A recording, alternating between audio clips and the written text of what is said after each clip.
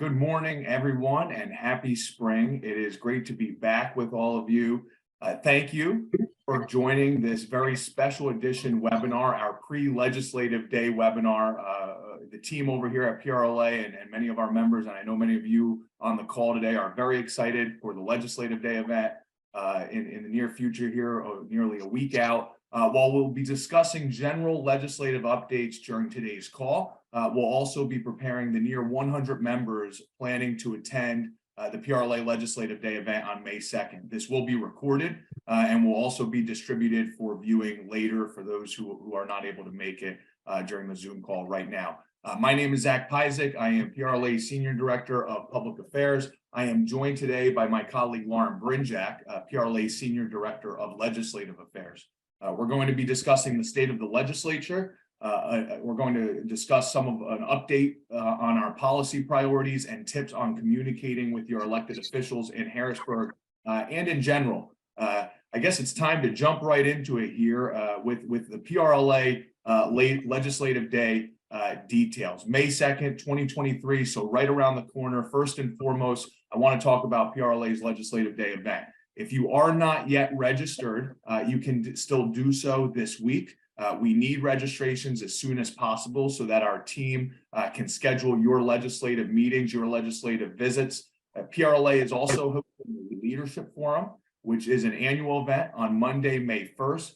That is a great opportunity to register leaders and members of your team. There will be programming about professional development, career development, and conversations in general about the trends and challenges that we're seeing in the industry. And then on day 2, May 2nd, that is the start of PRLA's 2023 Legislative Day event. This is the return of the Legislative Day since before the pandemic, an opportunity for owners and operators from all across the state to join together and unify for a day of action on the Hill. We cannot emphasize enough how important this event is. Whenever legislation moves in Harrisburg, or whenever we try to move a policy priority forward in Harrisburg, the first question Lauren, Joe, and I typically receive is, how many members does PRLA represent? How many operators are actually in your organization and passionate about these issues? Legislative Day is an opportunity to sort of flex our political muscle, to show the General Assembly and the administration how large and active the restaurant and tourism industries are here in Pennsylvania. May 2nd will really be a great opportunity to just show them some of the trends and challenges that you all are facing and the policy priorities that you believe will improve and lift the industry. May 2nd will start with a legislative briefing to prepare you for your visits to the Capitol. PRLA will also be then scheduling individual meetings between you, your state representative, and your state senator. Lunch will be provided. Additional programming will be available. Whether you're interested in taking a tour of the Capitol or perhaps meeting with the President Pro Temp's office, you'll have an opportunity to have a day of engaging meetings with your elected officials. So far, PRLA has nearly 100 operators registered, but we need more. Registration day of will open at 7 a.m. on May 2nd at the Harrisburg Hilton. The evening will ultimately conclude with the Taste of the State reception, an event featuring dozens of operators from all over the industry, and more than 50 legislators have already RSVP'd, and we're expecting that number to grow significantly over the next couple of days. So we really hope to see you there. At the end of this webinar, there'll be an opportunity to answer some questions, and there'll also be that other legislative briefing that we're hosting day of for those that plan to attend. In an effort to get ready for Legislative Day, which is just nearly a week away here, Lauren's going to jump into the current state of the Pennsylvania legislature. Thanks, Zach. Good morning, everyone. For those of you I might not have met, I'm Lauren Brinjac, PRLA Senior Director of Legislative Affairs. As Zach noted, this is really a great time of year for us to have this event. Although it is late April, work in the legislature for this new 2-year legislative session really is just now starting to get underway. The legislature has been in recess for the last 6 weeks or so. It's just been really the Senate and House Appropriations Committees who have been in Harrisburg holding budget hearings. based on Governor Shapiro's inaugural budget address and his first budget as Pennsylvania's new governor. So both the House and Senate will be returning to Harrisburg for the first time in quite a while next week, and then the week of May 1st and 2nd, they'll really be getting back in full swing. So as I mentioned, timing really is great for May 2nd to be our legislative day and our day on the Hill. During the budget hearings over the last 6 weeks, legislators addressed a number of items related to the governor's budget address and some items that we certainly will see being negotiated throughout the month of May and the month of June as we work towards that June 30th budget deadline. One of the items on the list is, of course, Governor Shapiro's call for an increase in the minimum wage. His proposal that he outlined in the budget would be an increase in the minimum wage to $15 an hour as of January 1st of 2024. That was, of course, discussed at these budget hearings, and the minimum wage and a potential increase will certainly be a big part of the conversation this spring. Other issues that came up during the appropriations hearings, we had, of course, education spending for higher education. Permitting reform seems to be a big topic of conversation so far this year, and something on which we might be able to see some agreement from both sides of the aisle. Workforce issues, workforce development, the state tax structure. These were all items that came up under discussion during the appropriations hearings, and some things that we probably will be hearing a lot more about in the coming weeks. And then to move on to some of the things that PRLA will be advocating for on May 2nd. While the legislature has their priorities, of course, PRLA and the hospitality industry has our own priorities that we will be pushing. And we have a number of items that we will be asking our members to address with their legislators on May 2nd. First, we have the licensee discount. And this is a piece of legislation that we have been supportive of for the last couple of years, and something that a bill that we are having reintroduced this year, and we're really hopeful that we can get it across the finish line this year. And what that is we are advocating for an increase in the licensee discount from 10 to 15%, which we think is appropriate and reflects a truer wholesale retail relationship between the PLCB and licensees. That legislation is being introduced by Representative Melissa Schusterman. She has a co-sponsor memo out, and we will be asking legislators to sign on to that piece of legislation and to be supportive of it when it does come before them for a vote. Another priority for PRLA in the alcohol service sector is to extend the provisions allowed by Act 81 of 2021. Act 81 of 2021 allowed for, we think, some really reasonable changes that make sense for Pennsylvania and Pennsylvania businesses. It allowed for unlimited off-premise catering permits, which were previously capped at 52 events per year, and also allowed for an extension of premises. These provisions sunset in 2024, and we are supportive of permanently allowing these provisions. We have Representative Napoleon Nelson, who has circulated a co-sponsorship memo for this legislation.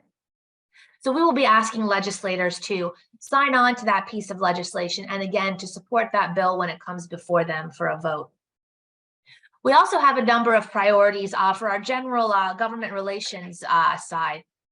First on that list is association health plans.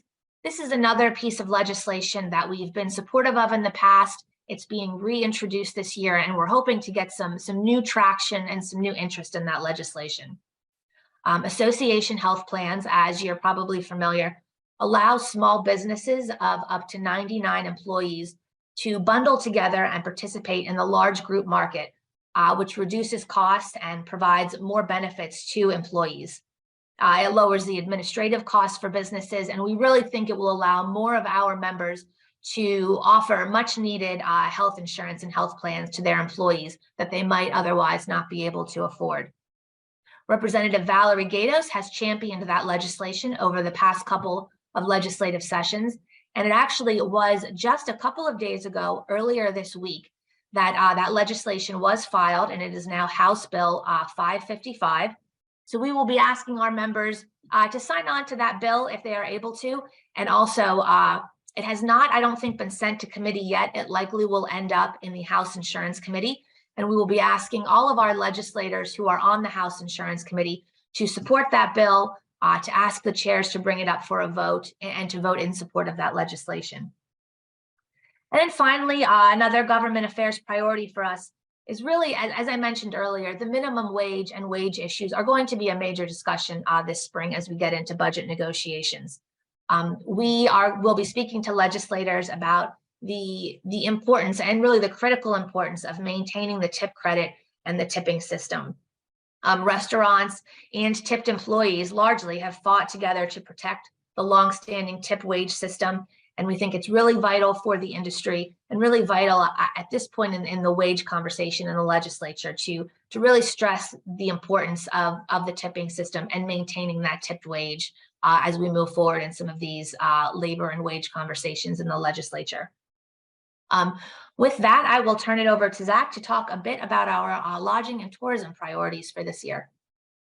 Thank you, Lauren, and great coverage there of our alcohol service and government affairs priorities. As Lauren was going through some of those updates, I was throwing links to the co-sponsorship memos in the chat for all of you to consider. If there's a bill that you're wanting to learn more about, or if you want to get a better idea on how you might want to consider talking about that bill when you meet with your legislator, these co-sponsorship memos are great resources because typically they're written in a way, they're more summaries than they are actually legislative text. So feel free to consider checking those out. As it relates to lodging and tourism, one topic important to so many of our members, tourism improvement districts. This is enabling legislation that would allow counties to establish local tourism improvement districts in an effort to increase tourism marketing dollars at the regional level. This is so important as we continue to fight to not only protect our funding, but to secure new funding. It's important we get creative where and when we can. And so we're really enthusiastic about this tourism improvement district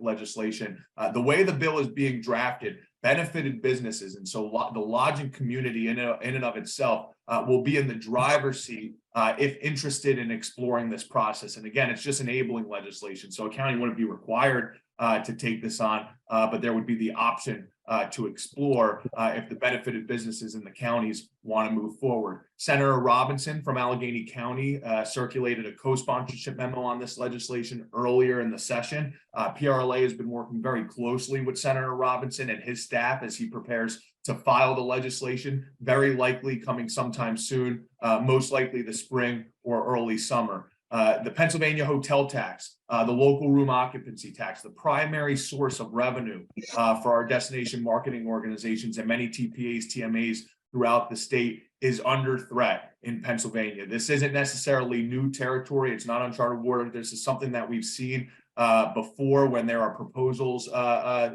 floating out there to take money from the important tourism promotion work being done and perhaps diverted and allocated elsewhere. PRLA's Lodging and Tourism Committee has prioritized the importance of protecting the hotel tax for tourism purposes.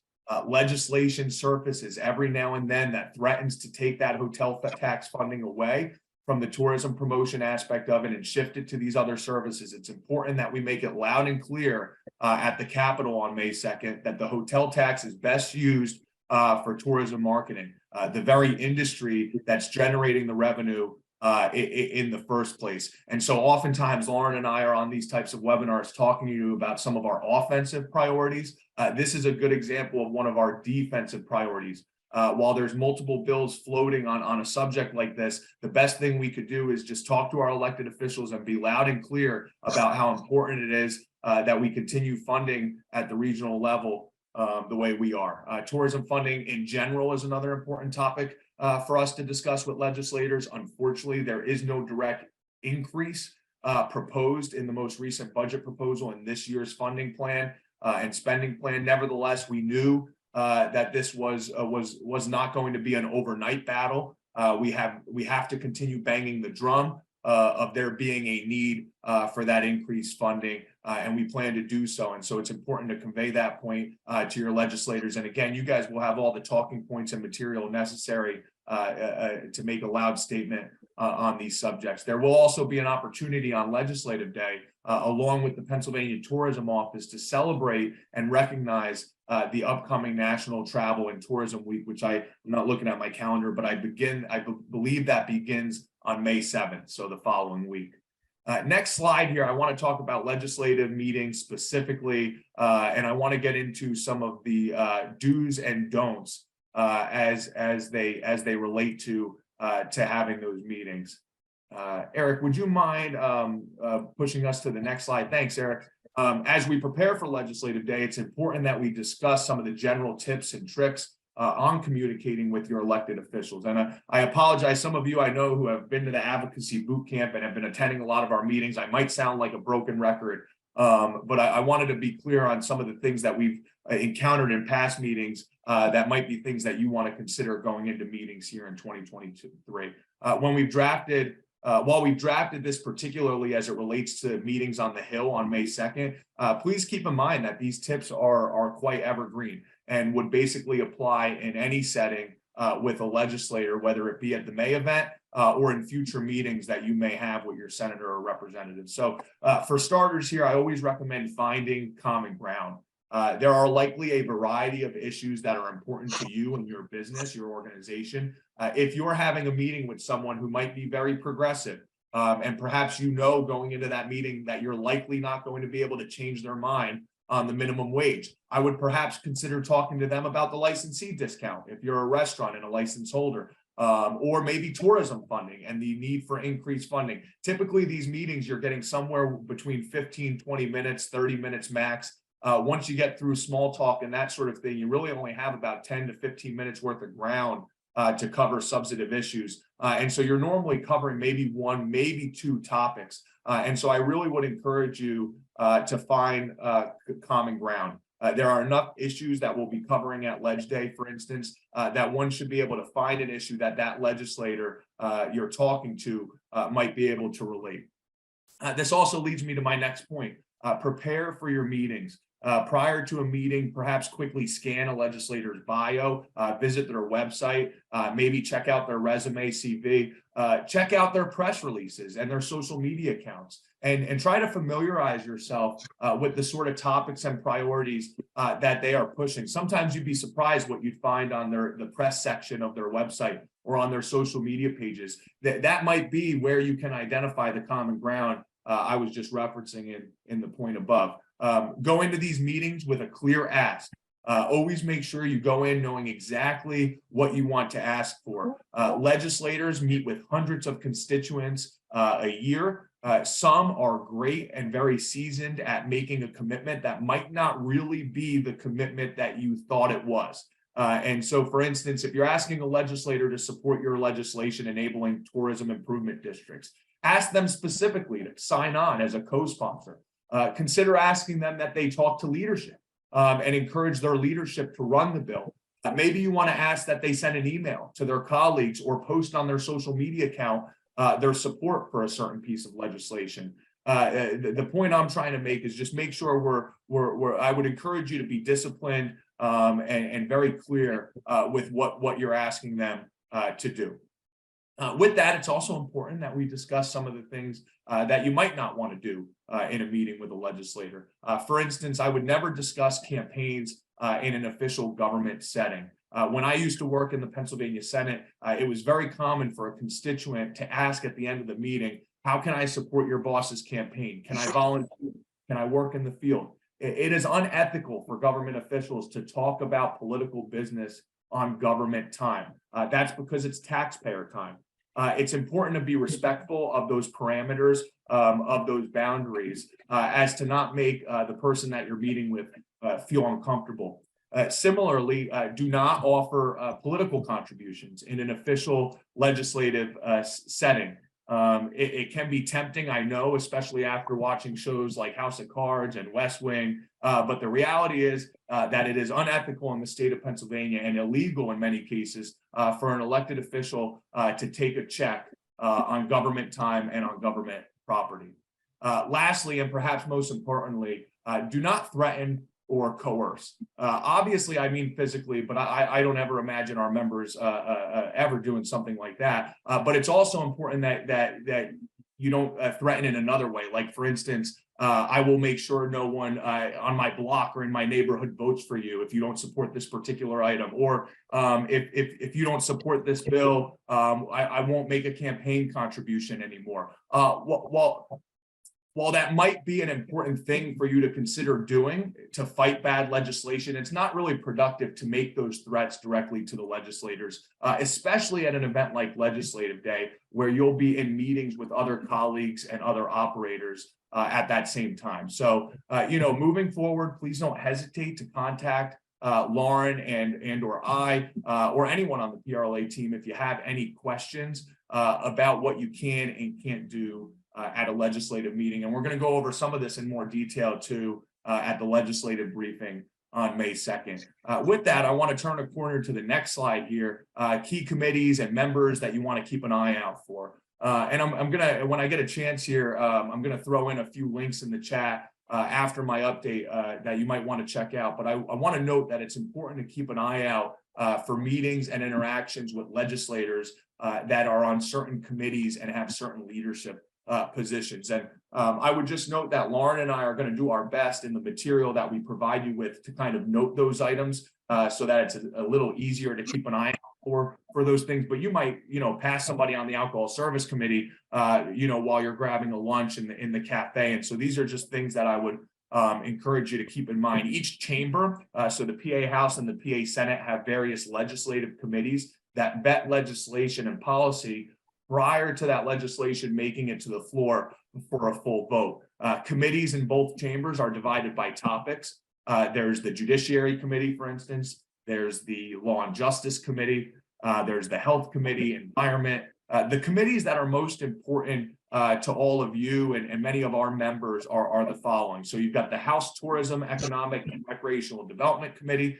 And then their counterpart in the Senate is the Senate Committee on Community, Economic, and Recreational Development. So essentially your tourism committees.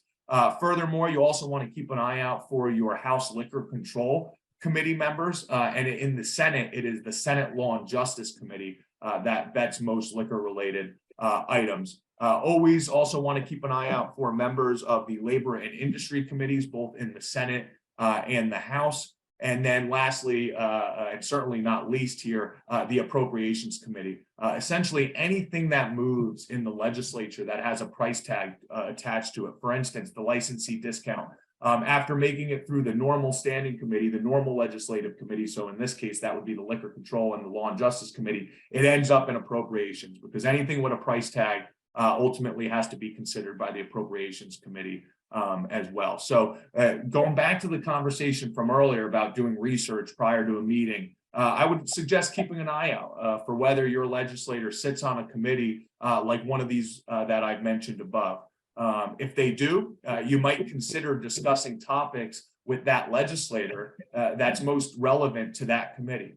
For instance, Representative Mindy Fee from the Lancaster area is the chair of the House Liquor Control Committee, along with Representative Dan Deasy, who is the majority chair. If you're meeting with Representative Fee or Representative Deasy, it may be worth tailoring your remarks and your ask to liquor-related items, since that's where they have the most influence. Now, this isn't to say that you should avoid topics if a legislator isn't on a certain committee, but rather just something for you to consider as you're having these conversations. Another good example, Representative Mary Jo Daley. She is the majority chair of the House Tourism Committee. So if you're talking to Mary Jo Daley, you might want to have a conversation with her about some of our tourism priorities. And so again, these are things that Lauren and I will try to flag in the legislative briefing material that you're going to receive on May 2nd, but we wanted to bring it up here as well in case there are any questions or concerns. Beyond that, going to turn things back over to Lauren now to talk about building relationships with your legislators and their staff. Thanks, Zach. So we know we have given you a lot of information today in a very compressed format. So I just want to assure everyone when you do, and we hope all of you come to our legislative day, you will receive all of this information and more. There will be a full legislative briefing first thing in the morning, right before everyone departs to the Capitol. We also will be providing you with hard copies of all of our talking points, as well as leave behind documents that you can give to your legislators during your meetings. And we know that there may be one or more of these issues that are much more critical or pressing to your operation than others. So we want you to feel free to be able to speak to your legislators about the PRLA priorities on which you are most fluent and which affect you the most. So you do have that flexibility to kind of focus on what is most important to your business. And I think legislators always appreciate hearing directly from their constituents about how their policies impact real businesses. So feel free to focus on, like I said, the things most important to you. In terms of building relationships, we hope that these meetings on May 2nd are either a continuation of a relationship that you've had with a legislator or a kickoff point to establishing a new relationship. I'd also like to note that May 2nd is a pretty busy day at the Capitol, so it is possible that some of you will be meeting with legislative staff if your senator or representative gets pulled away to a committee meeting or to a vote. Don't be disappointed if that's the case. Legislative staff are extremely important to the legislative process. Oftentimes the staff have more information on some of the nitty-gritty aspects of legislation than even the legislator has, and legislators rely heavily on their staff for feedback and for information. So you can have an extremely productive meeting just meeting with an executive director or a chief of staff or a senator's policy director. We would encourage you after May 2nd, when you're back home, to follow up, maybe send a thank you note to your legislator. Reach out to them again at some point over the next couple of months, maybe visit their district office or send them some materials from your business. Just keep in touch with them and offer yourselves as a resource. It's nice when you can offer something to your legislator instead of always asking them for something. So if you can be helpful to them just as a resource to provide feedback on something he or she might be considering, or maybe inviting them to an event that you're holding at your business. We think all of those things are great ways to stay in touch with and, keep building a relationship with your senator and representative. And with that, I would say happy to answer any questions in the chat if anyone has anything, but thank you all for your time. And we really hope that if you have not already registered for Legislative Day, that you do so. I think it's going to be one of our bigger legislative events that PRLA has held over the last number of years. Like I said before, timing is great. We have 52 new legislators between the House and the Senate, so it is a great time to get in front of those folks, give them a positive impression of PRLA right off the bat, and we hope to see you all there. And between now and then, if anything comes up, please feel free to email or call either me or Zach. We're happy to talk with you and answer any questions. Thanks, Lauren. I'll just jump in real quick, maybe give folks some time to ask questions if you do have any. I did add to the chat, not to overwhelm everybody, but if there's a specific committee you were interested in, say you're a member from the tourism sector and you wanted to know who was on House Tourism or the Senate CERT committee, we did throw those links in the chat for you. That sort of information will also be available and flagged for you on Legislative Day. Really excited for the event. I'm going to look through the chat here. Thank you, Dr. Mary Jo Ross. Appreciate the comment here. Looking forward to seeing you as well. And again, this webinar was recorded. I believe the PRLA team plans to send it out in the daily update later today or tomorrow. And always feel free to contact Lauren or me or anyone else from the PRLA team if we can be helpful. Thank you, everyone. Thank you.